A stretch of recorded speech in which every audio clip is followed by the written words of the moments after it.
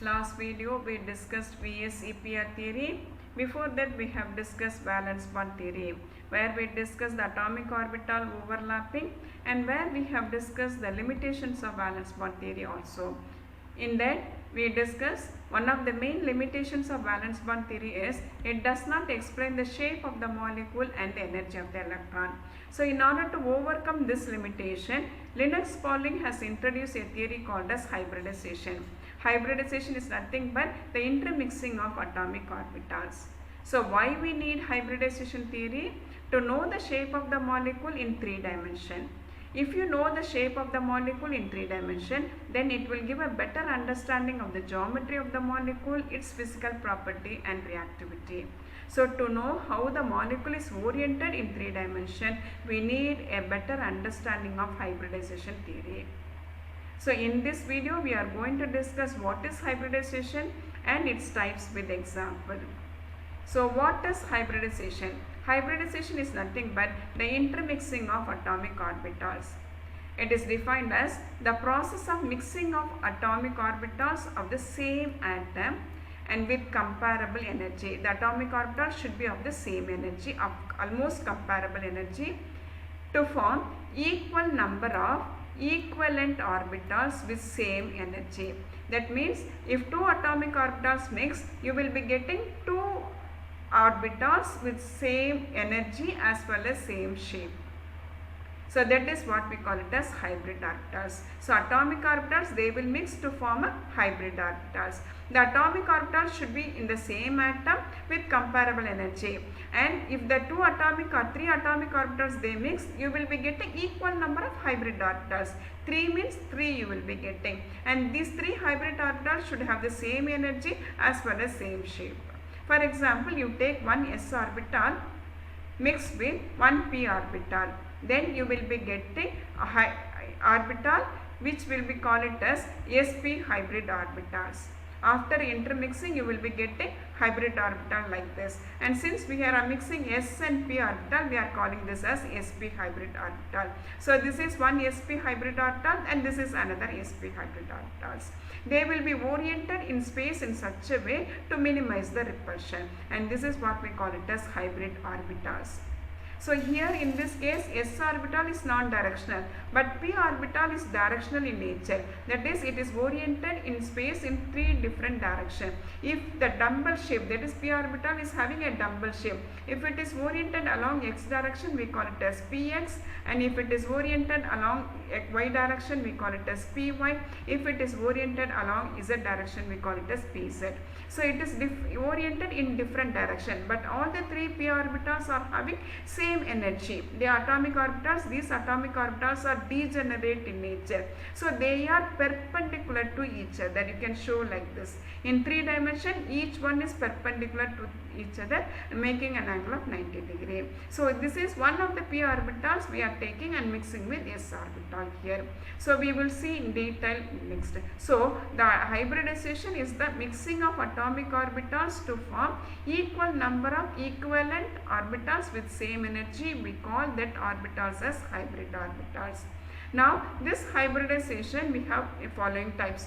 One is sp, sp2, sp3, sp3d and sp3d2. So first we will take sp hybridization.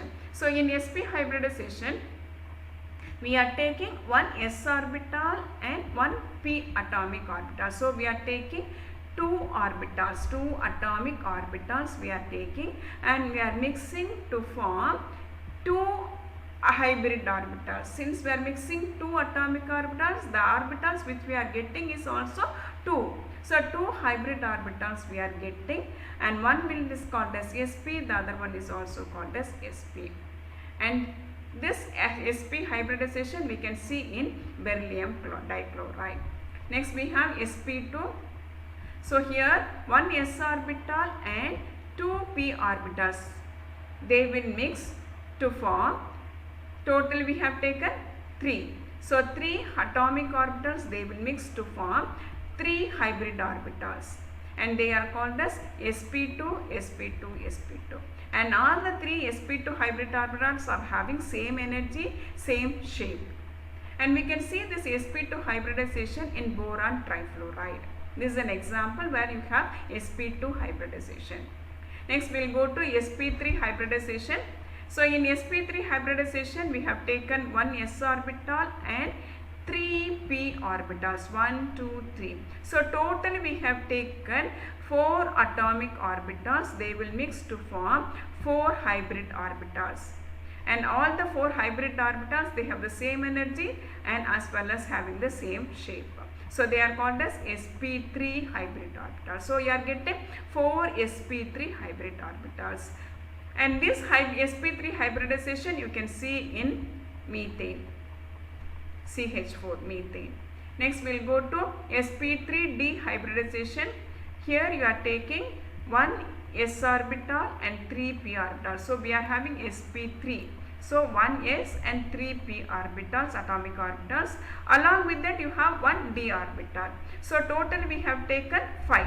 So 5 atomic orbitals, they will mix to form 5 hybrid orbitals. And all these 5 hybrid orbitals, they are called as sp3d. All of them are having the same energy as well as the same shape. Example for this one is phosphorus pentachloride. You can see the sp3d hybridization in phosphorus pentachloride molecule. Next we have sp3d2 hybridization. So where we are taking one s orbital and 3 p orbitals, and then we have d orbitals, that is 2 d orbitals you have. So totally we have taken 6 atomic orbitals and they will mix to form 6 hybrid orbitals. So these are called as sp3d2 hybridization. And so this sp3d2, all 6 hybrid orbitals, they have the same energy, same shape, and you can see this sp3d2 hybridization in sulfur hexafluoride. So we will discuss one by one. First we will take sp hybridization. So you can take sp hybridization. Example for this one is beryllium, the formation of beryllium chloride, where you can see sp hybridization. So you can take the central atom as beryllium. So beryllium has the electronic configuration 1s2, 2s2. Here we are going to take only the valence orbit alone. So here the 1s you leave, only you can take the 2s. So here you can draw the box diagram like this, where you have 2 electrons in 2s orbital, and you have 2 p orbitals where there is no electrons. Here it must be 0. So where you have no electron in 2 p orbitals. So this is the ground state configuration for beryllium, where we have taken only the outermost orbital alone. So here 2s orbital is having 2 electrons. When this beryllium goes to the excited state, one of the electron from 2s get promoted to 2p orbital. So you are getting here 1s orbital with 1 electron and 2p orbital where you have 2px. So here we have 1 electron, and this s orbital and this p orbital, they will mix among themselves to form, they undergo sp hybridization to form 2 sp hybrid orbital with 1 electron each. So I can show like this. So 1 s orbital and 1 p orbital, that is px orbital, they will mix, they will undergo hybridization to form 2 sp hybrid orbital. So this is 1 sp hybrid orbital and this is another sp hybrid orbital. So they will be oriented in the space in such a way to minimize the repulsion. So they will oriented in the linear form like this, making an angle of 180 degree. So they will be having a 180 degree because they have to minimize the repulsion and maximize the distance apart. So they will oriented in such a way to minimize the repulsion because they will be having an odd electron. So that is why they will be oriented in this way to minimize the repulsion. So the angle between these two sp hybrid orbital is 180 degree. Now this sp hybrid orbitals overlaps with atomic orbital of chlorine here. Here you have chlorine, 2 chlorine. So each chlorine will have 2 pz orbital with 1 electron. So this sp hybrid orbital of beryllium overlaps with pz orbital of chlorine here to form a sigma bond. So they will undergo head-on overlap and they will share the electron like this. So they will share the electron. So this is sp orbital of beryllium, and this is also sp orbital, and this is 2pz orbital of chlorine, and this is 2pz orbital of chlorine. So they will overlap and they will share the electron to form a covalent bond. So here, since they undergo head-on overlap, they will form a sigma bond. So the shape of the molecule will be like this. So this is one sigma bond and this is another sigma bond. So you are getting a linear shape. So in this beryllium dichloride, you are having an sp hybridization. So the formation of beryllium chloride is explained with the help of sp hybridization. So next we will go to sp2 hybridization. So here you can take the formation of boron trifluoride. The central atom is boron. So here the boron you can take. First you write the electronic configuration of boron. So 1s2, 2s2, 2p1. So you leave this one, only you take the outermost orbit. So you draw the blocks diagram. So you have 2s2. So you have 2s where you have 2 electrons, and 2p 1 electron. So 2p orbital we have 3 orientation, 2px, 2py, 2pz. So where in 2px alone we have 1 electron. 2py, 2pz they are vacant.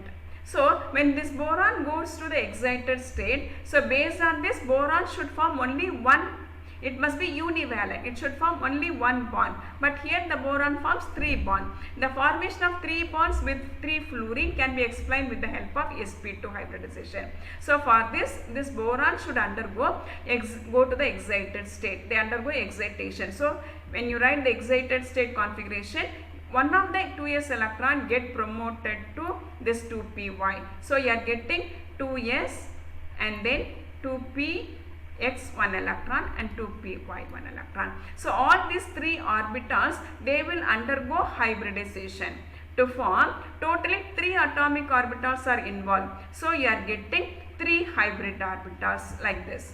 So sp2, sp2, sp2, all of them are having 1 electron each.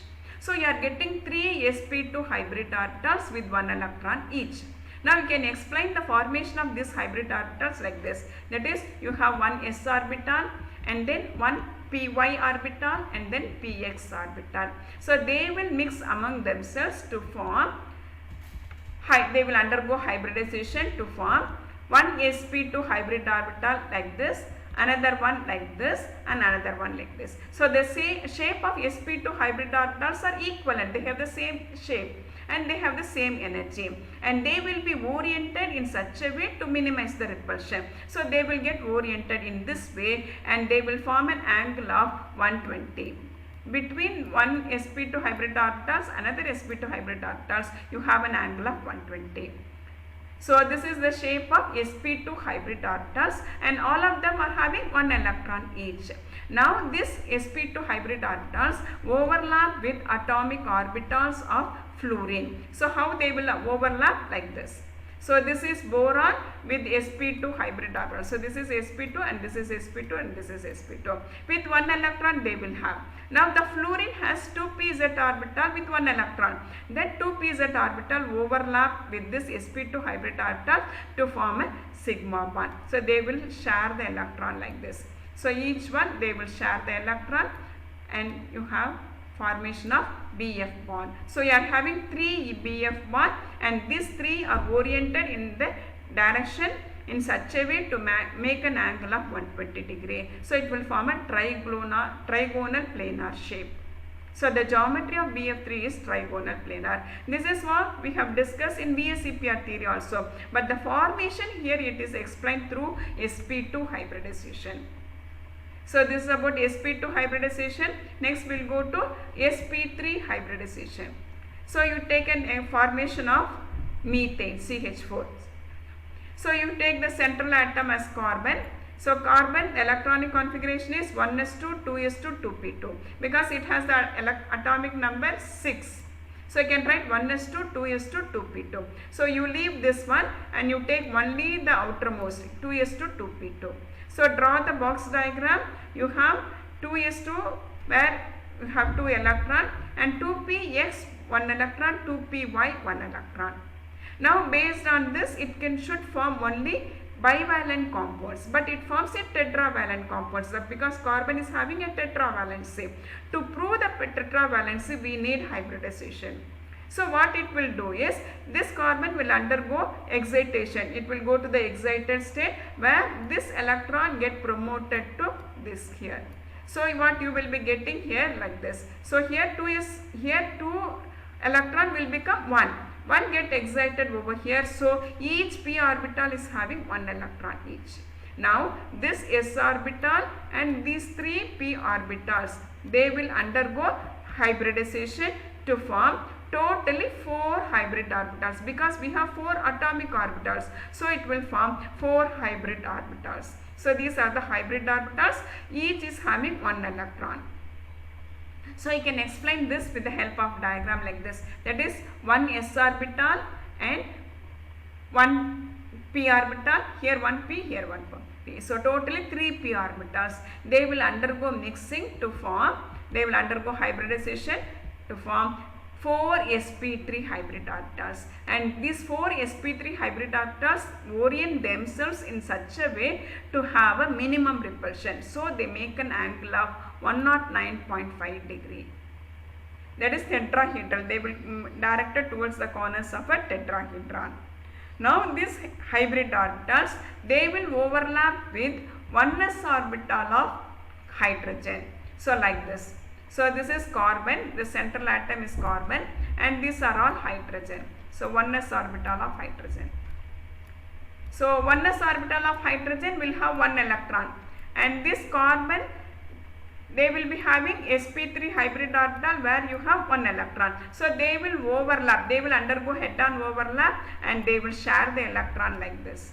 So each hybrid orbital overlaps with 1s orbital, and they will share the electron, and so they will form a sigma bond like this, because they undergo head-on overlap. So you are getting like this. So here this bond and this bond will be in the same plane. This will be protruding to the front, and this dotted shape, they will be protruding to the back side. So you are getting an angle of 109.5 degree, and this shape of this molecule is called as tetrahedral.